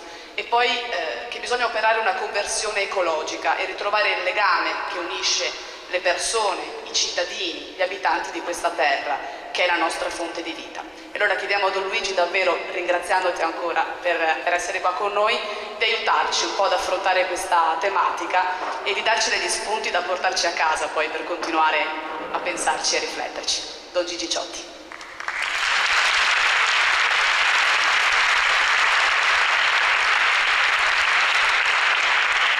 Beh, sono io che sinceramente ringrazio voi, ringrazio Marco, Antonio e Nicoletta. È meraviglioso quello che io ho ascoltato questa sera, è la meraviglia soprattutto per la vostra umiltà, ma anche la vostra passione. Grazie, sono io che vi ringrazio. Come ringrazio voi che siete venuti qui. Io sono piccolo, sapete, e non ne ho modo di dire. Oggi più che mai mi sento molto piccolo rispetto alla complessità che viviamo sulla faccia di questa terra, le positività ma anche le contraddizioni di cui cercheremo di riflettere insieme. Io non sono un esperto, l'unica laurea che ho è in scienze confuse. Ecco, è l'unica laurea che ho. Però sono felice, quest'anno il Gruppo Abele ha compiuto 50 anni. Io ho cominciato a 17 anni sulla strada, a 20 anni nasce questo noi, il noi, il Gruppo Abele. Dal Gruppo Abele sono nate tante altre cose, altri noi. E 20 anni fa, 2 mesi prima della strage di Capaci, la morte del giudice Falcone, di quei ragazzi, della moglie, e 57 giorni dopo la morte di Paolo Borsellino e di tanti ragazzi della Polizia di Stato, tra cui una stupenda ragazza sarda, Emanuela Loi. Io 2 mesi prima della strage di Capaci ero con Giovanni Falcone a Gorizia per un corso di formazione della Polizia di Stato sul tema della droga, delle dipendenze, temi forti in quegli anni, che dovrebbero essere forti ancora ora, ma l'Italia va un po' a mode, di cui diremo. E quindi da lì nasce Libera, il desiderio di fare prendere coscienza che le mafie e le radici storiche ce l'hanno al sud, ma gli affari li fanno al nord. Io mi stupisco di chi si stupisce, perché li hanno sempre fatti al nord gli affari. L'altra sera ero a Badia, a Polesine, per inaugurare, ma soprattutto la festa, la gioia, con tanti amici, una villa che si cerca di recuperare, che era la casa acquistata da un boss di traffico di cocaina. E allora voi capite che c'è un'Italia che deve fermarsi, che deve interrogarsi rispetto a tutto questo. Ebbene, io rappresento un noi e il fine di Libera, che è un coordinamento di 1600 associazioni, il fine di Libera non è Libera, è il servizio per il bene comune. E quello che ci anima è una speranza, che è quella di dare speranza a chi l'ha perduta, a chi non ce l'ha. È quello che ci unisce tutti questa sera. E allora, non è opera di navigatori solitari. E se trovate qualcuno che ha capito tutto, che sa tutto, salutatemelo personalmente e cambiate strada. Cambiate strada, per piacere. Cambiate strada. Abbiamo bisogno di tanta umiltà, ma anche la consapevolezza che il cambiamento ha bisogno di ciascuno di noi. Il cambiamento ha bisogno di ciascuno di noi. E oggi più che mai ci vuole un cambiamento che deve venire dal basso, ma prima ancora da dentro. Perché se il cambiamento non viene da dentro, diventano delle risposte emotive e poi tutto finisce lì. Io ho visto tanta gente commuoversi per quei barconi, ma non basta commuoversi, bisogna muoversi di più tutti, su piani diversi. Ognuno è chiamato a fare la propria parte, che comincia dalle piccole cose, ma che è importante. Abbiamo troppi cittadini a intermittenza, Abbiamo bisogno di cittadini più responsabili. In noi. Il cambiamento ha bisogno di ciascuno di noi. Ecco il senso di essere qui. La mia gratitudine per la meraviglia di quello che voi, con grande umiltà, ma con uno spessore impressionante, arricchisce la mia vita. Ecco, Gruppo Verde 50 anni, 20 anni fa, dopo quelle stragi, nasce libera, ma io, grazie a Dio, continuo a vivere con i poveri, con gli ultimi, continuo a stare sulla strada. Guai, se uno perde quel rapporto con la storia, con la vita, con le fatiche, con le speranze delle persone. Guai, vi prego. Guarda, allora grazie, ve lo dico come sono capace, perché oggi, più che mai, siamo chiamati ad avere il coraggio, ad avere più coraggio tutti.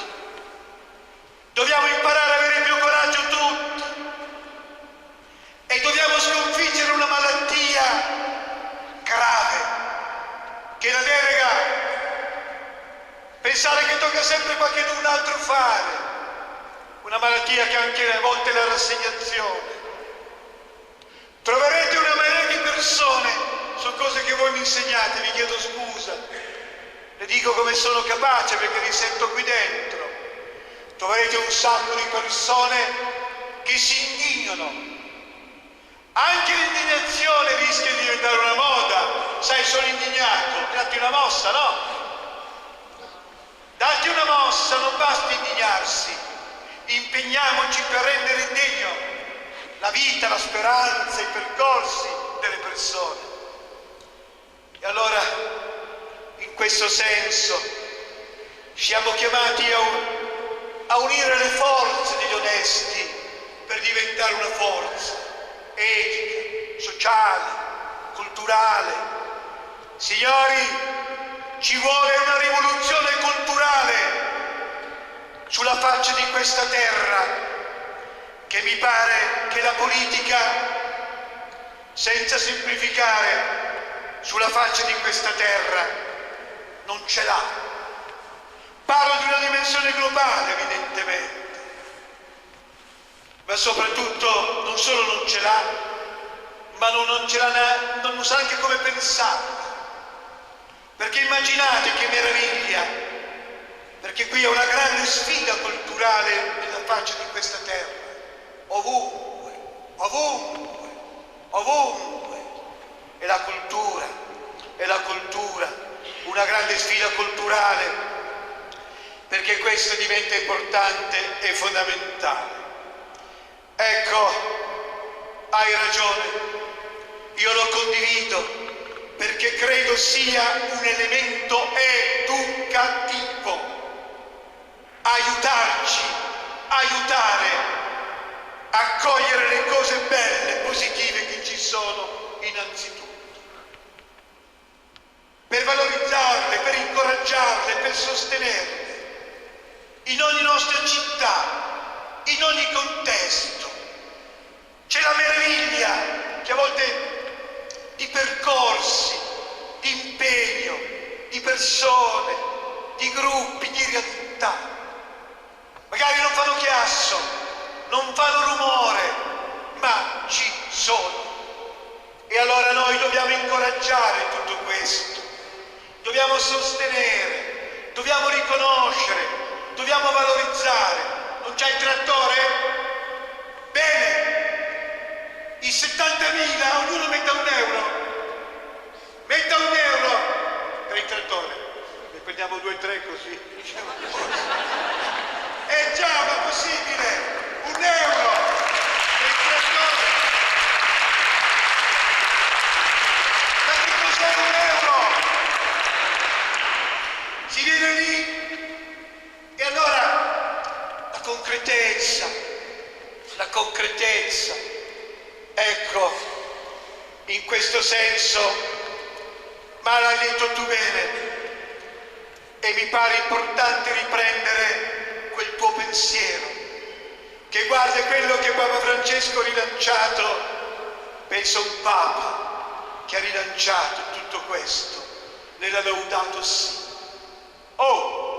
La prima volta che io ho incontrato Papa Francesco, delle diverse volte, sono arrivato la prima volta facendogli un bel regalo. Figlio di italiani, immigrati, che cosa le avresti portato più un regalo al Papa? Ma pensarci, Papa.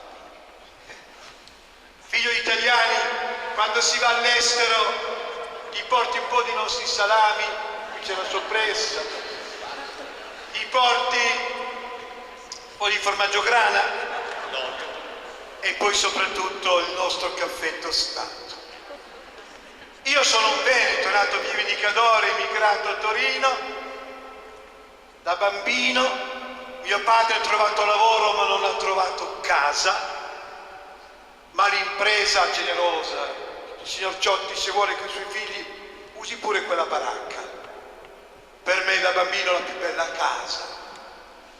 Andavo a scuola con gli abiti della San Vincenzo, ma vi garantisco che mia mamma li lavava e li stirava bene, perché uno può essere povero ma dignitoso.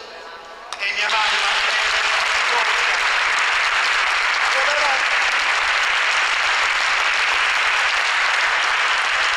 quando incontro il Papa la prima volta a Torino c'è un piccolo bar in via Petromicca, piccolo, lo gestisce un avvocato che lavorava alla Ferrero, quella della Nutella, e poi ha detto no, con la sua signora occupiamoci un po' di cooperazione, gestiamoci questo piccolo bar, 107-8 persone al massimo per volta, ma il caffè.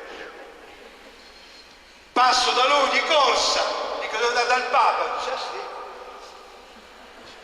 Mi dai un bel pacco di caffè ben tostato? Io arrivo da Francesco, dico ti ho portato il caffè. 4 giorni dopo torno a Torino, passo dal mio amico, mi dice il Papa mi ha scritto. Eh sì, i segni sono importanti. A volte non abbiamo bisogno di tante parole, ci sono dei gesti, degli sguardi, delle mani che si stringono. E il Papa gli ha scritto: il caro Don Luigi mi ha portato in dono un pacco del vostro caffè. Io me lo sono fatto molto buono, grazie Papa Francesco. Vi devo dire che la seconda volta 2 pacchi mi ho portato di caffè. Già. Ma no, ma cosa voglio dire? E a un certo punto il Papa mi ha raccontato quello che molti di voi già saprete, che i suoi nonni avevano già prenotato una nave per andare in Argentina, ma poi non ce l'avevano fatta. E il Papa mi chiede: ma chi è che ti ha ordinato sacerdote? Lui lo sapeva, io sono una vocazione adulta, c'era già il gruppo Abele, le strade, i poveri, gli ultimi. Io ho detto: Michele Pellegrino, grande vescovo, ci faceva chiamare padre, non eminenza, padre.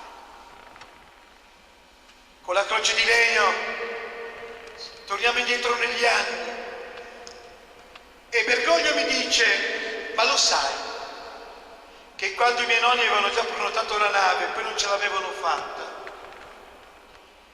a dargli una mano è stato un giovane prete di nome Michele Pellegrino.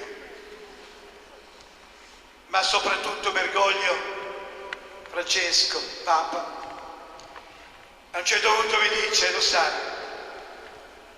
la nave che avevano prenotato, che non hanno poi preso perché non ce l'avevano fatta, e la nave m'ha fatta, andata a picco, con centinaia di italiani morti, affogati. E prima di quella nave, qualcuno si ricorda nella storia, la nave Silvio, carica di altri italiani morti, affogati. È la nostra storia di 27 milioni di italiani che sono andati a cercare la loro libertà e la loro dignità, e non può essere 1 milione di persone a sconvolgere la nostra vita.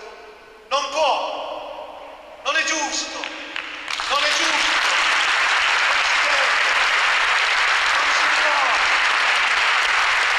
non si può.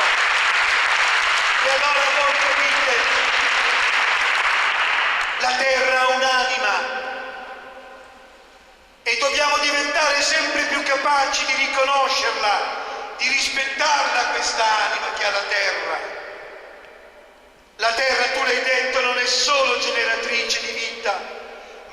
maestra di vita, la terra.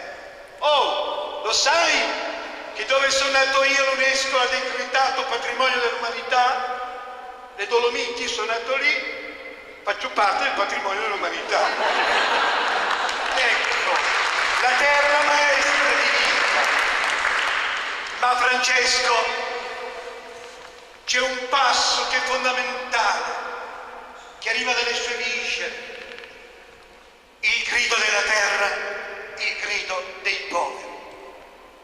Ecco, allora voi capite che la terra ha un'anima che parla, che oggi spesso geme e grida. L'etica della terra, non dobbiamo dimenticare anche questo, anche la terra è un'etica. E allora la parola grande che accompagna i 4 passi che dobbiamo percorrere insieme. La terra grida,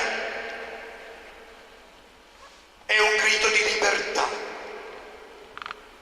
perché la libertà, oltre che il più prezioso dei beni, la libertà è la più esigente delle responsabilità. È il primo compito di ogni persona, libera, e di impegnarsi perché ancora libero non è. E non sono libere le persone povere. Non è libero chi non ha lavoro, chi non può rispondere ai bisogni primari. Non è libero chi deve fare i conti con i ricatti, con lo sfruttamento, mafia, la corruzione, chi è costretto al lavoro nero, chi è calpestato nella sua dignità e nei diritti. Le donne della tratta, il mondo della prostituzione non sono liberi. Non è libero chi vive schiacciato dalla paura, dai soprusi dalle guerre, chi è costretto a fuggire dalle proprie terre.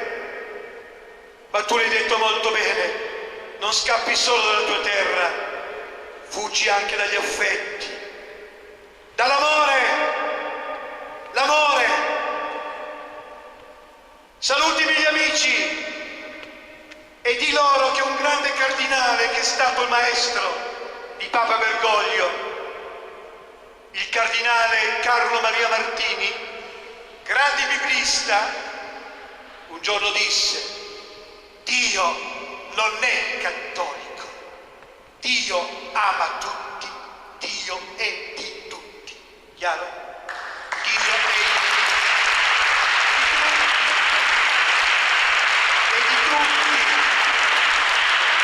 E allora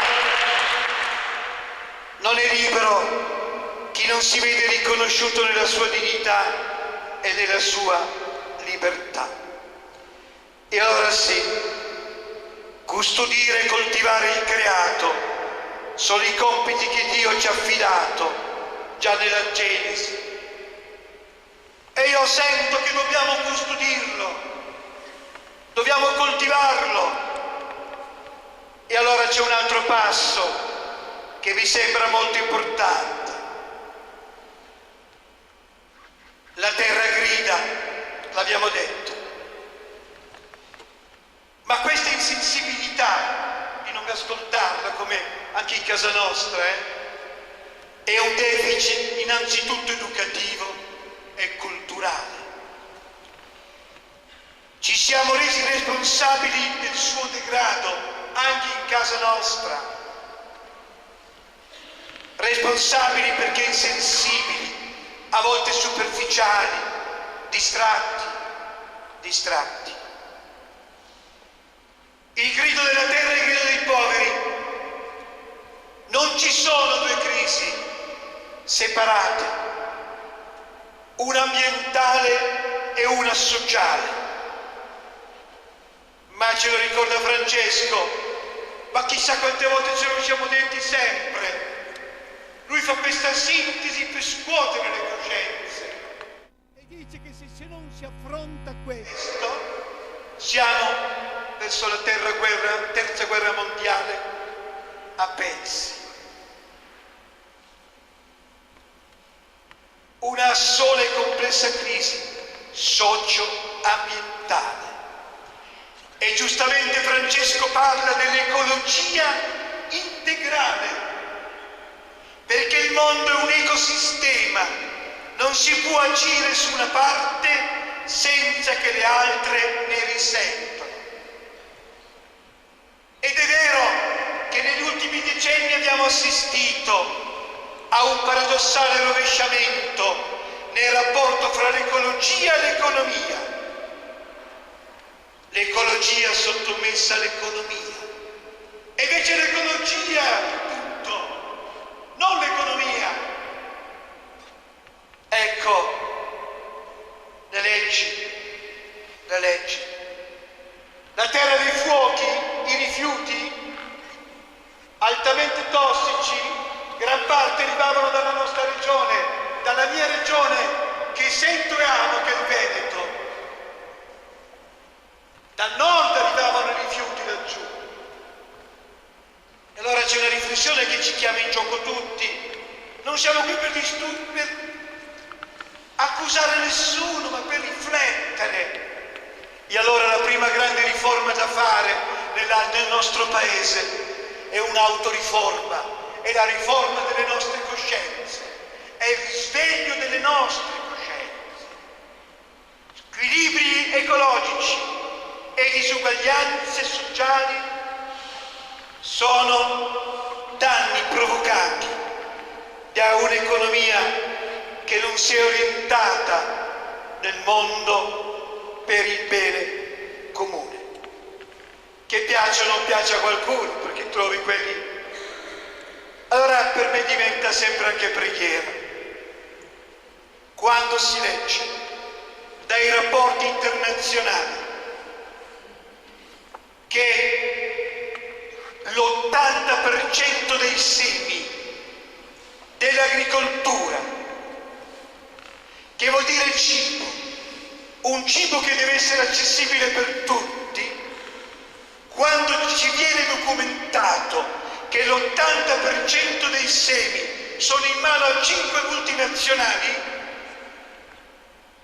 quando la FAO ci dice che 500 milioni di piccoli agricoltori sulla faccia di questa terra vengono spazzati via, quando gli studiosi ci annunciano che nel giro di pochi anni 30 nazioni saranno privi di acqua,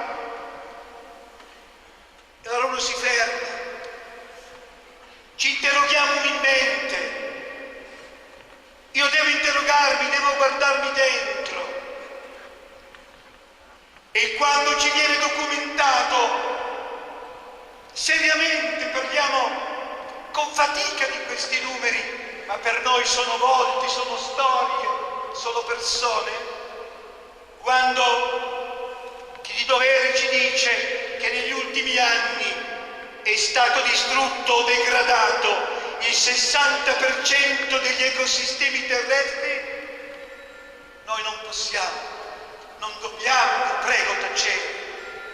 Dobbiamo conoscere per diventare delle persone più responsabili. Dobbiamo conoscere. Dobbiamo sentire la responsabilità della conoscenza. Quando il Papa è andato a Re di Puglia, ricordate, sono già quasi 2 anni fa, a gridare la pace, ricordando chi ha perso la vita, ha fatto un gesto che ve lo voglio consegnare. Ha distribuito 300 lampade della pace ai rappresentanti di tutto il mondo, ma ha fatto una scelta. I segni sono importanti. Ha voluto che nelle lampade della pace distribuite ai rappresentanti di tutto il mondo ci fosse l'olio di libera, l'olio prodotto proveniente dalle terre liberate dai mafiosi e restituite al bene comune. Capite i segni sono importanti, e siccome i segni sono importanti, sto benedetto trattore bisogna tirarlo fuori, e per forza abbiamo chiamato a raccontare una storia stupenda, ma che può moltiplicare e dare dignità e speranza ad altre persone. Gli do l'euro dopo. Ma per me non è un modo di dire, ma un segno di affetto. Quando io ho cominciato ero un ragazzino 17enne, 20 anni di gruppo Abele, non dimenticherò mai tante porte chiuse. Gli adulti che mi dicevano: ma lei se vuole fare questo, questo, ha bisogno di questo, questo, quindi lei non ce l'ha, quindi non le do la mano, mi muovo. E invece non dobbiamo credere ai miei ragazzi. Sono portatori di vita nuova, hanno bisogno di trovare in noi dei punti di riferimento coerenti, credibili. Non cercano solo un posto, ma che li si faccia posto. Hanno voglia, hanno tanta voglia. E allora in questo senso tocca a ciascuno di noi fare la nostra parte. Io lo so, lo sapete anche voi, per me è una sofferenza, è un ritornello che ci fa fatica, quando ci viene consegnato ancora una volta nell'ultimo rapporto, l'1% più ricco del pianeta possiede quasi il 50% dell'intera ricchezza mondiale. Lo so che da anni che lo ripetiamo. Allora ci vuole una rivolta delle nostre coscienze. Lo so che siamo piccoli, lo so che siamo fragili, ma uniamo le nostre forze, le nostre energie. Voi lo fate già nei vostri territori, ma io credo che di più tutti insieme dobbiamo farlo sulla faccia di questa terra. Il grido dei poveri, eccetera. Amici, il diametro della Terra, tu sei professore, oltre che dirigente, scusami, il diametro della Terra sono circa 13.000 chilometri. Ma com'è possibile che abbiamo già 14.000 chilometri di fili spinati e di muri? Ma com'è possibile? Fili spinati e muri? Com'è possibile che vediamo la pubblicità della ditta con sede a Malaga che fa la pubblicità del miglior filo spinato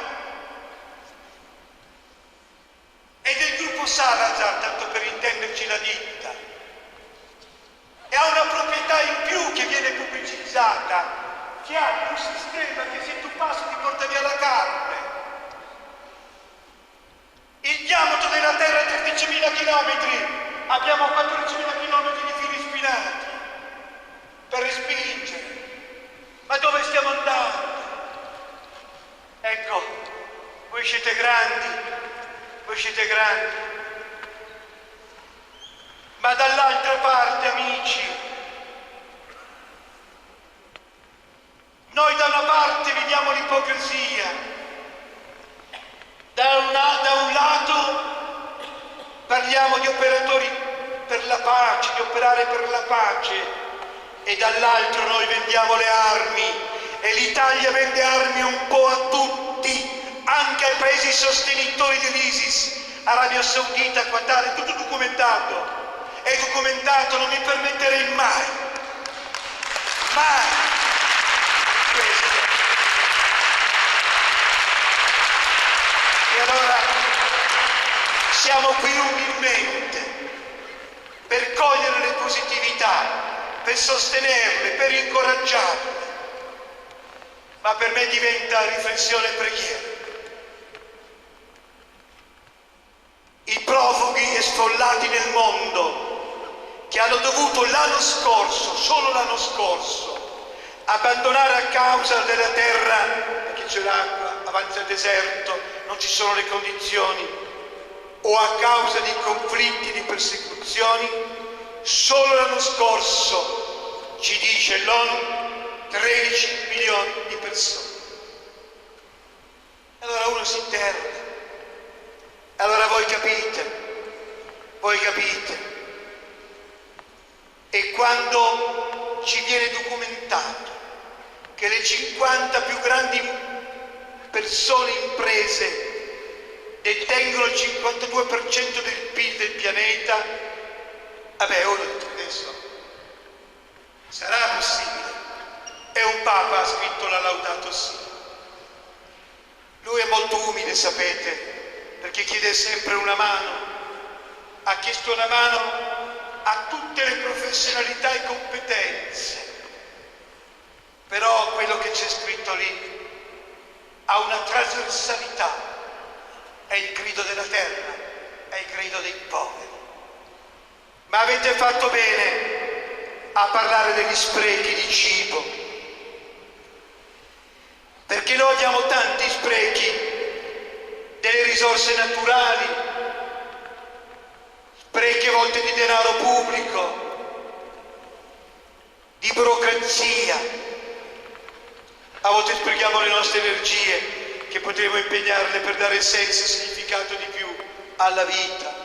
Oh, vi auguro a tutti di essere capaci sempre di riempire la vita di vita.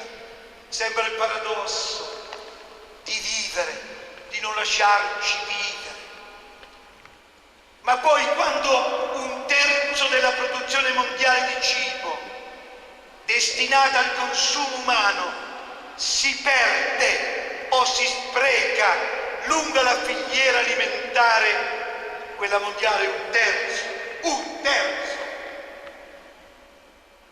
Allora uno si chiede, e penso a quella italiana, e l'Andrea Segre dell'università, un amico, un genio, e quando ci porta quei dati dello spreco alimentare nostro, che sono miliardi, tra quello reale e quello percepito,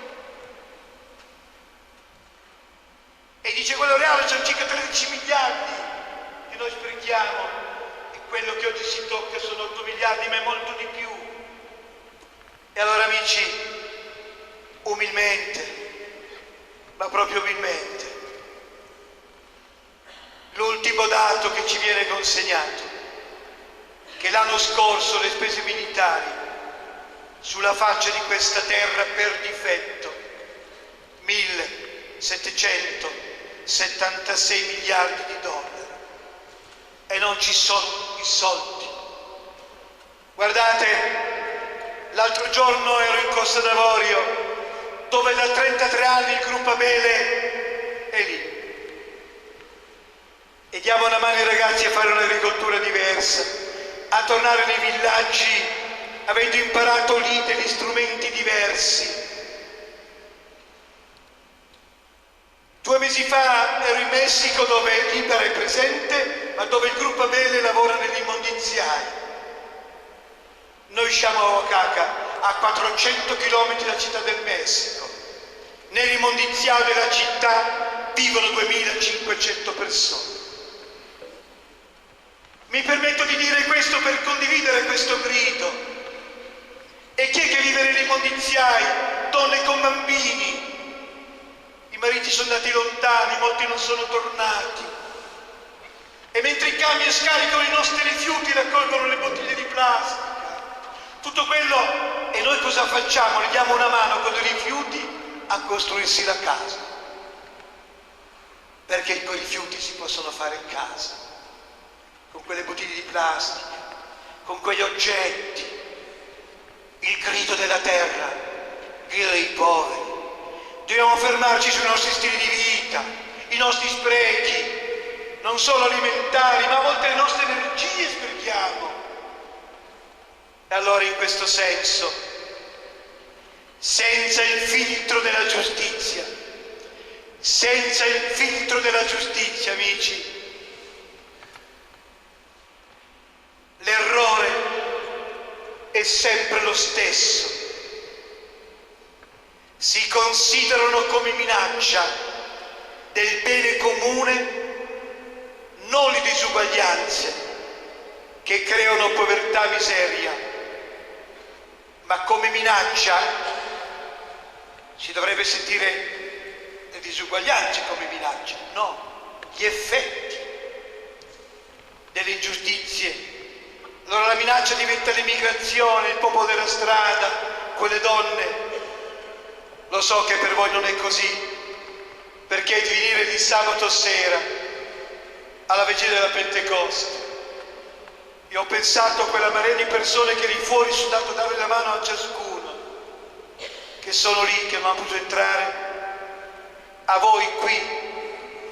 Certo, i 4 passi è un momento molto importante, però la meraviglia di vedere voi a riflettere su questi temi, ascoltare queste testimonianze, vi fa onore, vi fa onore. Però 3 parole devono accompagnarci sempre, anche se la strada è in salita, ci vuole la continuità, la continuità. Ci vuole la condivisione, l'ho detto e lo ripeto, a noi che vince, ci vuole la corresponsabilità. Dobbiamo collaborare con le istituzioni, con la politica. Se fanno le cose bene siamo i primi a sostenerli, se non fanno le cose dobbiamo essere un pungolo propositivo al fianco. Sapessi quante rogne mi sono arrivate nella vita per questo? No, da una parte i mafiosi, dall'altra parte, e no, invece è importante darci una mano per portare il nostro contributo al cambiamento. È un problema di democrazia, perché la democrazia si fonda su 2 grandi beni. E quali sono i 2 grandi beni della democrazia? Sono la giustizia e la dignità umana. Ma la democrazia non sarà mai in piedi se non c'è una terza gamba che la sorregge, che si chiama responsabilità. È quella che chiediamo alle istituzioni, alla politica. Ma non chiediamo a loro la responsabilità se prima non ci assumiamo la nostra parte di responsabilità. Vi prego, possibile che milioni di italiani non prendano coscienza di tutto questo? Allora, in questo senso, vi porto i volti. Da una parte gli squilibri ecologici e d'altra parte le disuguaglianze sociali. Beh, l'Italia gli ecoreati ne ha messi, 18 anni di battaglia, ma si è riusciti. Sono passati mesi fa, finalmente nel codice penale, ma voi capite che non bastano i meccanismi legislativi se non c'è una riforma delle coscienze qui dentro. E siamo chiamati quindi tutti a fare la nostra parte. Squilibri ecologici e disuguaglianze sociali. Vi porto solo 3 volti dell'Italia. Con fatica, perché noi amiamo il nostro paese. E vi prego, le parole che andiamo a dire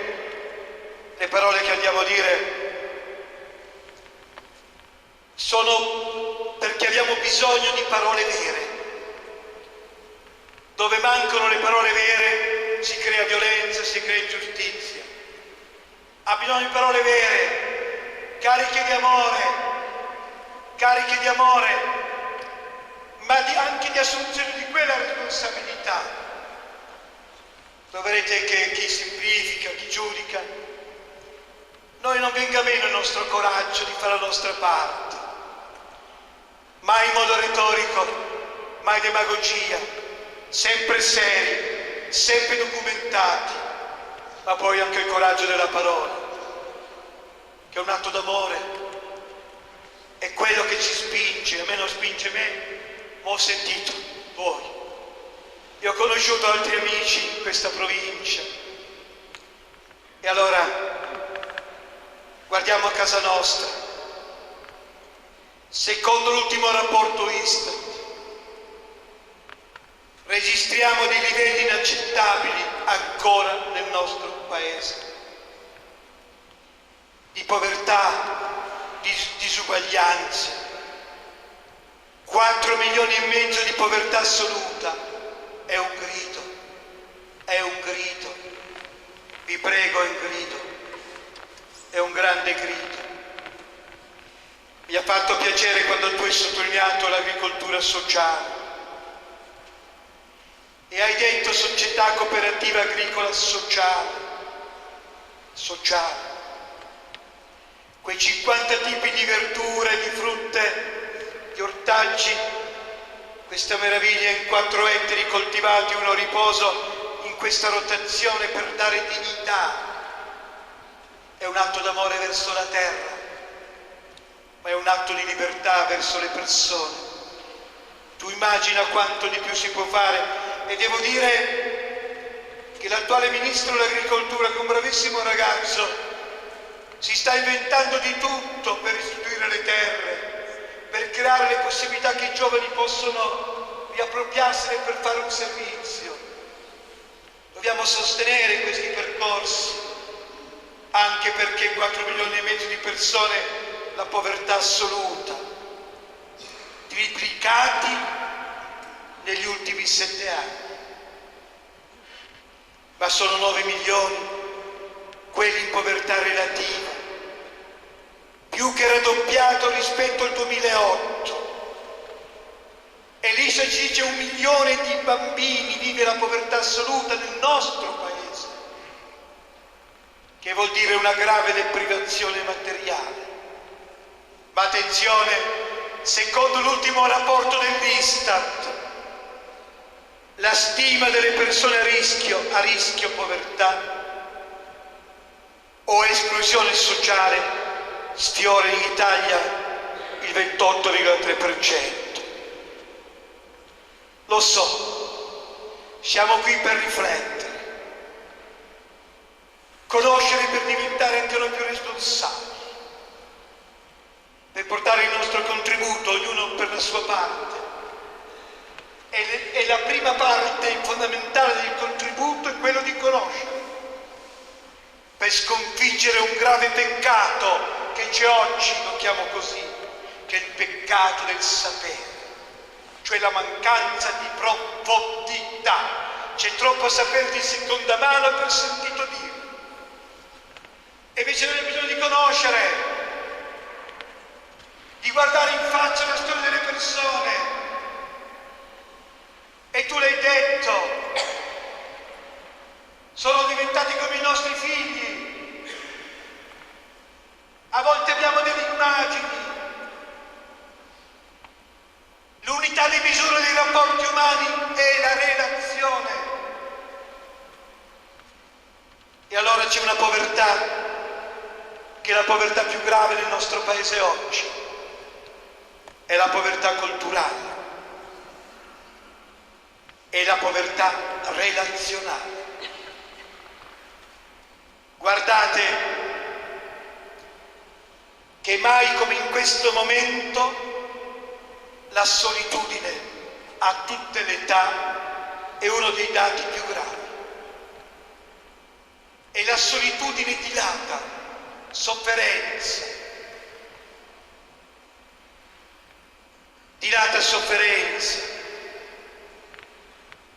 paura, isolamento. Rischiamo dentro le nostre città di vivere accanto ma di non vivere insieme. C'è la povertà, c'è questa solitudine. E non posso dimenticare nel 1984 quel grande vescovo Carlo Maria Martini nel Duomo di Milano spiazzò tutti perché improvvisamente parlò della peste. Martini parla della peste e citerà 84, Tangentopoli scoppierà nel 1992, febbraio 92 a Milano Tangentopoli, 23 maggio 92 Capaci, luglio 92 Via d'Amelio. C'è un filo rosso che lega tutto questo. E Martini spiazza tutti, parla della peste. 84 dirà le tre pesti: la corruzione bianca, la violenza,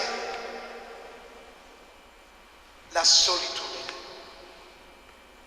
Noi questa sera qui, nelle povertà, non solo quelle materiali, mettiamo la povertà della relazione e anche la povertà culturale. 6 milioni sono gli analfabeti con alfabetismo di ritorno nel nostro paese. Nonostante i miglioramenti avvenuti negli ultimi anni, e anche qui vorrei sottolineare l'importanza delle positività, della dispersione scolastica, dal 25% della media nazionale siamo scesi al 17%, nonostante questo siamo agli ultimi posti in Europa. Ma io vi chiedo con voi, com'è possibile che un ragazzo su 3 si perda nei primi 5 anni delle scuole superiori? Dove vanno? Chi li intercetta?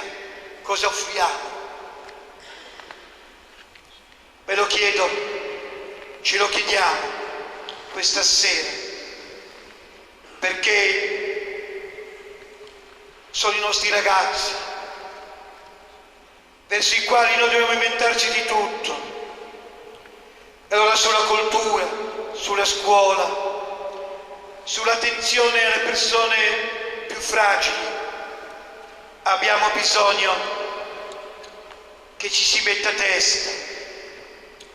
Noi continueremo a chiedere all'Europa che quando vuole fa saltare il patto di stabilità per altre esigenze. Continuiamo a chiedere che la spesa sociale esca fuori dal patto di stabilità, perché la gente non ce la fa proprio più. La gente non ce la fa proprio più. E capite che abbiamo il dovere di fare di tutto. Allora, amici, la vita umana è fondata sulla relazione. E la giustizia sociale è l'espressione più alta del vivere insieme. L'ho detto, abbiamo bisogno di parole vere, perché se mancano c'è quello che tocchiamo con mano, il noi prima dell'io. Noi insieme, se vogliamo dare speranza. Forza amici, dobbiamo cogliere il grido di libertà anche nei nostri territori e nelle nostre realtà. Dobbiamo batterci per l'inclusione, perché dove c'è inclusione a beneficiarne non sono solo le persone incluse, ma tutto il contesto sociale. La sicurezza nasce dall'inclusione. L'inclusione sociale sta alla base della democrazia di un paese.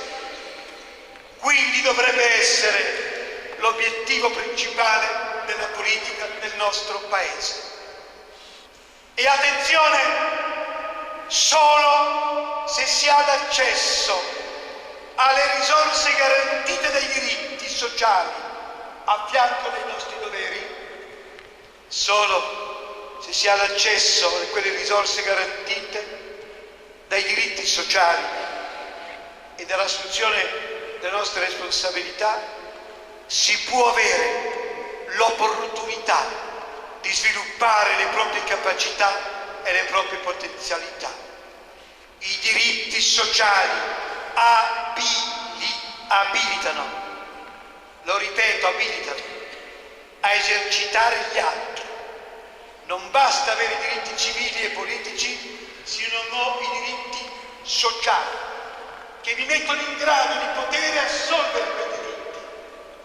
Se non ho casa, se non ho da mangiare, se sono senza lavoro, se io ho una famiglia di cui ci sono 1,5 milioni di bambini che vivono in quella condizione, questo non ci toglie, vi prego, di dimenticare le positività che ci sono, le conquiste degli ultimi anni, c'è tante cose belle, da valorizzare, da incoraggiare, da sostenere. Io dico sempre ai ragazzi, distinguere per non confondere, e dico sempre agli educatori, diamo una mano ai nostri ragazzi, ma anche alle nostre coscienze, a cogliere innanzitutto le cose positive che in ogni realtà ci sono. È un dato educativo, cogliere il positivo, perché dà dignità, perché dà forza, perché dà speranza. Forza, amici. Spesso si vive con gli altri, ma ci si sente e si è soli. Si vive accanto non insieme. Abbiamo bisogno di recuperare questa forza, questa forza. Tu hai certamente... Tu sei giovane. No, perché ho pensato a un amico che ho conosciuto, molto più grande di me, un grande Danilo Dolci.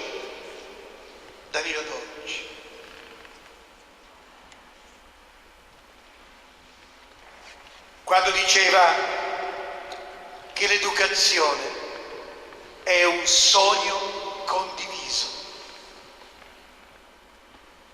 Dobbiamo gridarcelo con forza in questo momento. L'educazione è un progetto corale. Amici e amiche, io piccolo, con tutta la mia fatica, sapete, mi permetto di dire a voi, sia il nostro un pensiero che non ci lascia consumare, che non ci lasci usare. Difendiamo questo pensiero, guardiamoci con forza nelle nostre coscienze. Papa Francesco non la manda a dire, ma è una meraviglia, non la manda a dire, molti sono arrabbiati con lui, ma lui va avanti per la sua strada. Gli ha detto che è rosso, che è comunista, la storia vecchia, sapete. No, è innamorato di Dio, è innamorato della dignità e della libertà delle persone. E io piccolo vi devo dire che mi sono al cuore due riferimenti, li avete capiti? Il mio grande riferimento resta il Vangelo e l'altro riferimento la Costituzione italiana, la nostra Costituzione, difendiamola, la nostra Costituzione. Io mi auguro, Antonio, Marco, che si possa lavorare per restituire l'economia alla vita, perché se non riusciamo a restituire l'economia alla vita, che cosa ce ne facciamo di un'economia che invece ha creato, e il Papa, lui non lo manda a dire, ha chiamato un'economia assassina. Questo mai semplificando, riconoscendo quell'economia che è veramente al servizio della storia e del bene comune di tutti. L'ultima cosa che mi permetto. Guardate, io non sono esperto, l'unico diploma che ho è in telefonia e telegrafia. Ho fatto quegli studi, poi la vita mi ha portato. L'economia ha le sue leggi e i suoi saperi, poi uno studia, si documenta, ma se non servono queste leggi e questi saperi a migliorare le condizioni di vita delle persone, sono leggi e saperi per me inutili. Questo non vuole dire bisogno di una trasformazione della finanza sulla faccia di questa terra, perché la finanza è uno strumento con potenzialità formidabili per il corretto funzionamento dei sistemi economici. Bisogna fare in modo che la finanza viaggia in quella direzione e permettetegli un euro per i trattori. No, è uno strumento con potenzialità. Quindi nessuno vuole sminuire questi percorsi. Non siamo qui per semplificare. La buona finanza consente di aggregare risparmi per utilizzarli in modo efficiente e destinarli nel modo giusto. La buona finanza consente l'incontro tra chi ha disponibilità economiche ma non idee produttive e viceversa chi ha idee produttive ma non ha disponibilità economiche. Allora o si va incontro per permettere questo sviluppo, questa crescita. Purtroppo la finanza con cui oggi abbiamo, non generalizzo, spesso a che fare, è largamente sfuggita a questo controllo. Perché abbiamo visto che si finanzia solo chi ha già e quindi c'è un graduale allontanamento di regole e di forme di controllo, è quello che abbiamo davanti agli occhi di tutti. Ma vi dico il dato che sono andato a cercarmi, mi sono chiesto, ma quanti ci mettono a testa per garantire questi percorsi? Ve lo porto come riflessione. Il rapporto dell'anno scorso europeo evidenzia lo squilibrio dei rapporti di forza tra le lobby finanziarie e quelle della società civile, delle ONG, le nostre realtà che vogliono fare impresa sociale, che accolgono la storia di chi fa più fatica, che ci inventiamo di tutto. C'è questo squilibrio anche lì.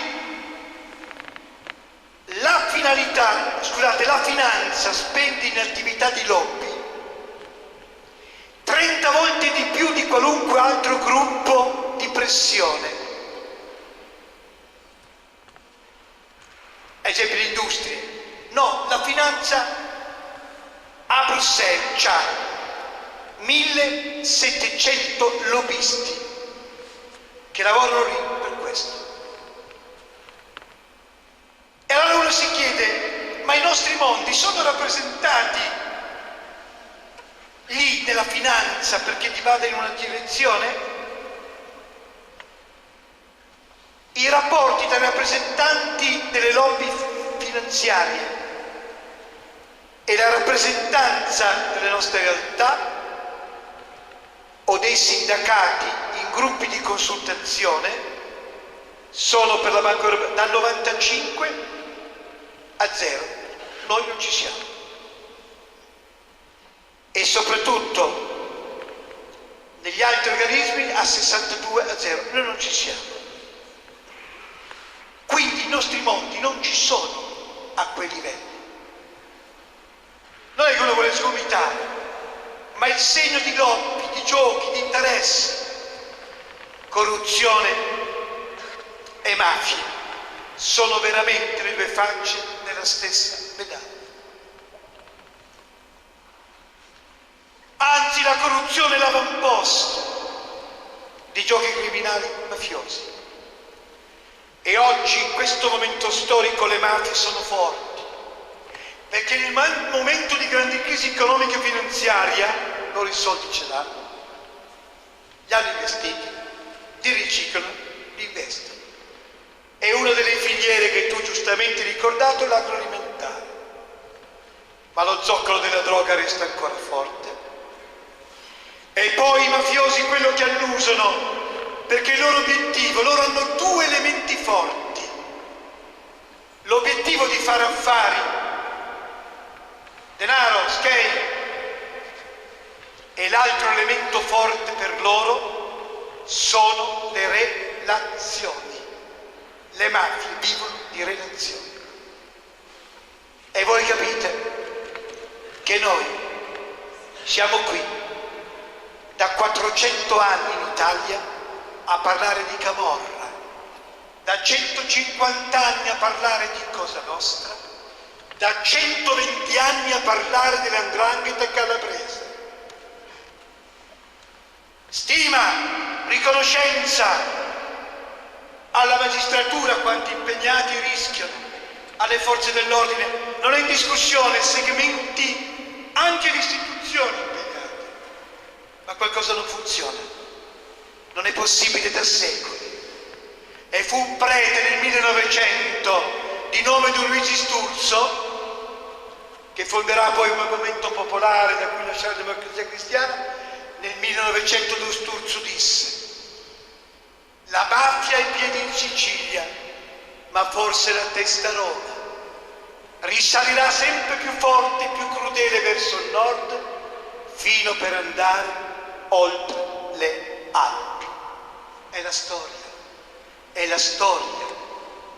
Gratitudine, cogliamo le positività, ma ci sia anche uno scatto dentro di noi, perché queste presenze criminali non ci aiutano. E ha ragione allora il Papa a parlare della finanza, di chiedere che sia veramente orientata per il bene comune, per il bene di tutti. E allora quel grido della terra, quel grido dei popoli.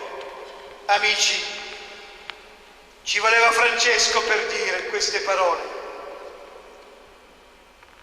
Quando ho scritto "Ma che cosa c'è bisogno per costruire la pace?", l'ha scritto nel messaggio del 1° gennaio per la giornata mondiale della pace, e Francesco sottolinea le responsabilità con coraggio e dice subito le responsabilità dei potenti, senza star lì a perdere tempo. Bravo. Ha denunciato l'inerzia di certi organismi internazionali, la subordinazione di gran parte politica a quello che nella Laudato Si chiama il paradigma tecnocratico. Terzo, Francesco con coraggio, innamorato di Dio, è innamorato della dignità e della libertà delle persone, grida l'egemonia del libero mercato, dove libero viene inteso come irresponsabile, arbitrario, incurante del bene comune. Sono le sue parole, amici. Ma lui termina il suo messaggio dicendo: non perdere la speranza nella capacità dell'uomo, con la grazia di Dio, di superare il male e a non abbandonarsi alla rassegnazione e alla indifferenza. È l'augurio che io piccolo piccolo, molto piccolo, faccio anche voi questa sera, affidandovi le parole del Presidente della Corte dei Conti, perché uno dice ma no, dice il Papa, no, Presidente della Corte dei Conti, in apertura a gennaio dell'anno giudiziario, Raffaele Squitieri dice: crisi economica e corruzione procedono di pari passi in un circolo vizioso nel quale l'una è causa ed effetto dell'altra.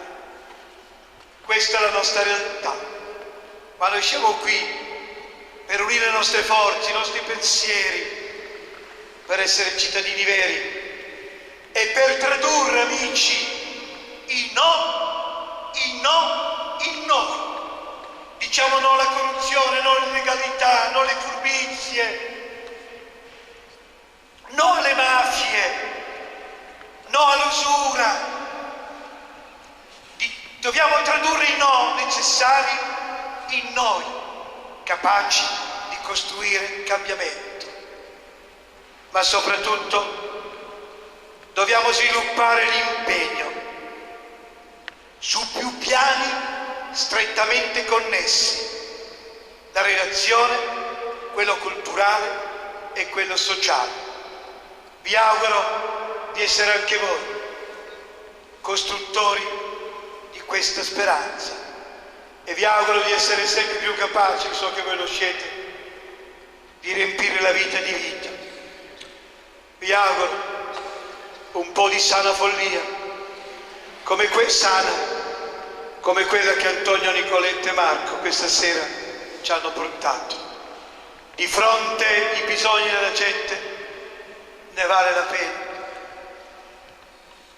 È un magistrato ucciso da Cosa Nostra. Quando il papà e la mamma mi hanno fatto vedere il suo diario, il giudice Livatino, io da quel momento quella frase che ho letta l'ho gridata ovunque e vedo che ritorna, perché Livatino, ucciso perché faceva bene il suo mestiere, nel suo diario si è aperto il processo di beatificazione del magistrato.